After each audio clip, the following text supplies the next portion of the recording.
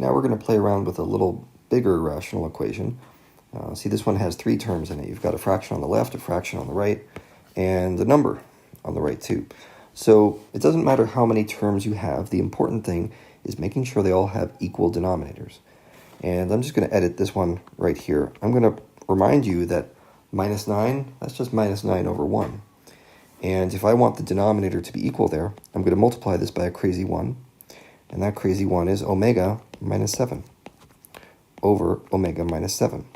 If you think about omega minus 7 divided by omega minus 7, I have no idea what omega is. But I know that this thing I just wrote here is equal to 1, so it's not going to change the value of anything. All right, so let's go ahead and rewrite everything. Okay, I have negative 8 omega over omega minus 7 equals negative 56 over omega minus 7. And this new fraction over here, negative 9 omega plus 63. Remember, that's a minus sign times a minus sign right here. Those are two minus signs, so they cancel out, become a positive. So I have negative 9 omega plus 63 over omega minus 7.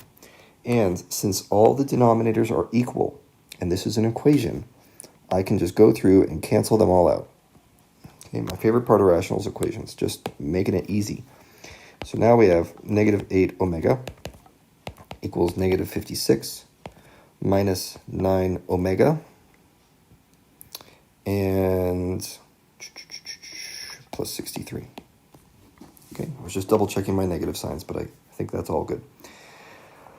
Now, we want to get everything over to one side. So the first thing I'm going to do is add 9 omega to each side, and that just gets 1 omega over here. And the other thing I want to do is combine negative 56 and 63 together, and that gives me 7. So here's my answer. Omega equals 7. That kind of simplified nicely. But before we're done with it, remember we always check our domain restrictions. Now, what is our domain restriction? Take a look at this equation. Let's use a nice obnoxious color. Come here.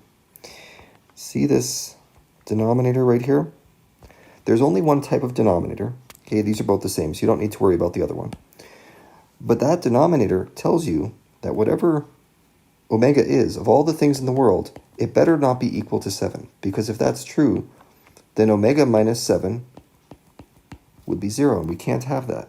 But look at what our answer is. We already got omega equals 7, so we have a conflict here. And that means the solution we found is invalid, and this particular problem is a DNE. Now, it won't be like that every time. Sometimes you might get two solutions and one of them gets knocked out. Sometimes they'll both be okay, but sometimes you have no solution that works, so you just answer DNE.